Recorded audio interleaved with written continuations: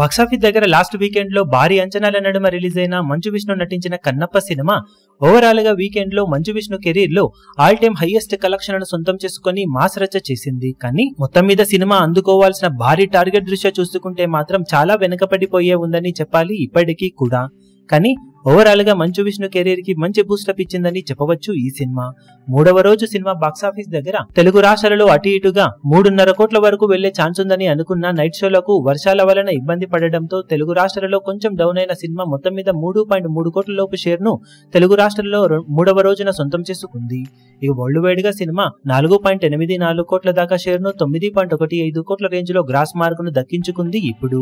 దాంతో టోటల్ గా 3 రోజులు పూర్తయిన తర్వాత వరల్డ్ వైడ్ గా సినిమా సాధించిన కలెక్షన్లను చూసుకుంటే నైజాంలో 5.38 కోట్లు, సీడెడ్ లో 2.01 కోట్లు, వైజాగ్ లో 1.74 కోట్లు, ఈస్ట్ లో 99 లక్షలు, వెస్ట్ లో 75 లక్షలు, గుంటూరులో 78 లక్షలు, కృష్ణాలో 72 లక్షలు, నెల్లూరులో 70 లక్షల వరకు షేర్ అందుకున్న ఈ సినిమా తెలుగు రాష్ట్రాలలో 3 రోజుల్లో 13.07 కోట్ల దాకా షేర్ ను 22.5 కోట్ల వరకు గ్రాస్ ను వసూలు చేసింది. కర్ణాటక, రెస్ట్ ఆఫ్ ఇండియా అలాగే డబ్ వర్షన్స్ అన్ని కలుపుకొని 3.65 కోట్ల రేంజ్ లో షేర్ అందుకోగా ఓవర్సీస్ లో అప్రాక్సిమేట్లీ 2.05 క్రోర్స్ వరకు షేర్ ను సాధించింది. దాంతో వరల్డ్ వైడ్ గా సినిమా 18.77 కోట్ల దాకా షేర్ ను 35.80 కోట్ల వరకు గ్రాస్ ను అందుకుంది.